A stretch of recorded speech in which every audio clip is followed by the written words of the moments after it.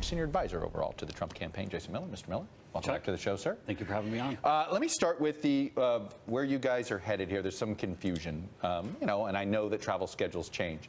So you guys are going, looks like 8 to 10 states. Has things changed? Is Wisconsin still there? Are you adding Michigan? You have an updated schedule for us? We're adding more. So over this 3-day stretch, today, tomorrow, going into Sunday. We've got a map up here of what we think is your final blitz here of states that you're hitting. Well, we're of course adding Sunday and then Monday and Tuesday adding more in, but Mr. Trump will be in over a dozen states over the stretch.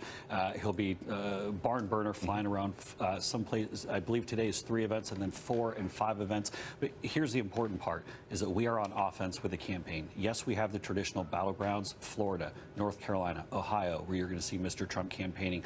But we're also campaigning in states that have gone blue the last couple of election cycles. We talk about Nevada, we talk about Colorado, we talk about New Hampshire. We're on offense with this campaign. The map is opened up. Mr. Trump will be in Pennsylvania several times total. Started off today, and then also. Let's talk about this idea of offense. There's two times when you're on offense. Sometimes when it's you're ahead, and sometimes when you're way behind. I checked in the last night to the Falcons Tampa Bay game. It was 40-14, and then Tampa Bay went nothing but offense. Got a couple of cheap touchdowns at the end, closed the gap, but still lost. And the reason I say this is that your travel schedule looks like Bob Dole's travel schedule or Mitt Romney's travel schedule in the last week, where it looks like you guys feel as if you're searching for one more state somewhere to give yourselves a credible path. Are you short a state, an obvious state, to get to 270? That's what the travel schedule looks like. No, we have 5 or 6, maybe even 7 different paths to get there, to get to 270. And actually, I think that Mr. Trump will go past 270, and we're feeling pretty good inside the organization. You look at New Hampshire, a state where we've seen 4 polls over the past 24 hours, 3 showing Mr. Trump leading, 1 showing the race tied.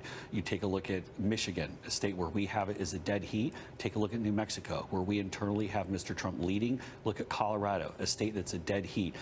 Iowa, a state that I don't think Mr. Trump gets enough credit for, but has gone blue the last couple of election cycles. And Mr. Trump, we feel very good that he's going to be able to win it. But here's the other thing, is you look at a number of the absentee returns and early votes in a number of these states, we're ahead of the pace in a number of these states for where the ticket was 4 years ago. And so we're the ones who are on offense going to blue states, and we have the chance to put them into our column. Let me ask you to address a criticism, sort of a criticism that Brad Todd had, which is sort of if you come up short.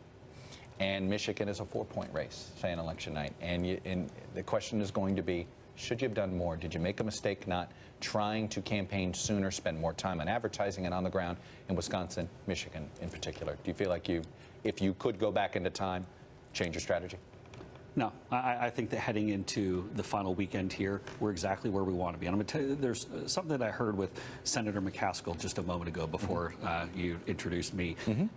I have to go back and watch the tape, but Senator McCaskill did not lay out a positive, compelling reason to vote for Secretary Clinton. And I think that's really remarkable. You know, with the Trump campaign, we just released, I believe, just even like in the last 10 or 15 minutes. We showed a clip of it. Yeah. A 2-minute positive closing message from Mr. Trump going to national voters. I have to say, it's positive. That's a loose definition. That's a different definition. It sounds like a contrast ad to me. I mean, you're showing clips of Hillary Clinton with Chinese leaders, and it doesn't look like, it looks more like a contrast spot. It's laying out Mr. Trump's positive message, and it goes through, and Mr. Trump is giving voters not just someone, but something to vote for. As we talk about lowering taxes, making us safe, going into communities that Democrats have left behind, going to say we're going to rebuild our inner cities and bring in school choice and improve our education.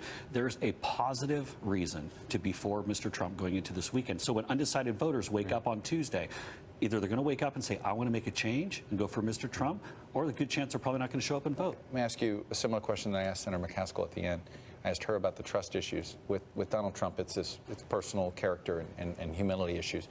Well, why not sort of take some of the criticism head on?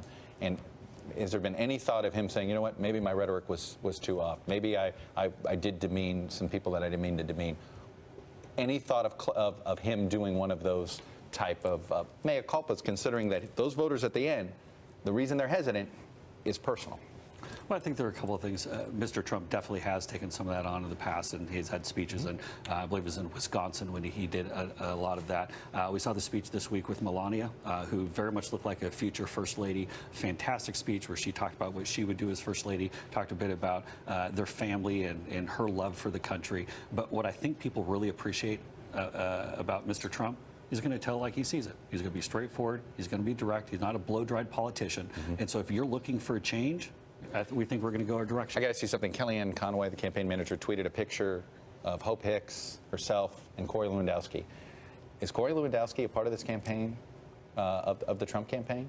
I mean, I thought he worked for a television network. Does he work for the campaign or a television network? He doesn't work for the campaign. Obviously, he's What was that? It was a supportive, as teamwork. are a number Yeah. of people. Is he campaigning? Is he involved? Does he make decisions? No, he's supportive, and of course, he wants to see Mr. Trump win, as do millions of Americans around the country. But he's not a formal part of the campaign. But he's supportive. We're glad to have his vote. Hopefully. All right.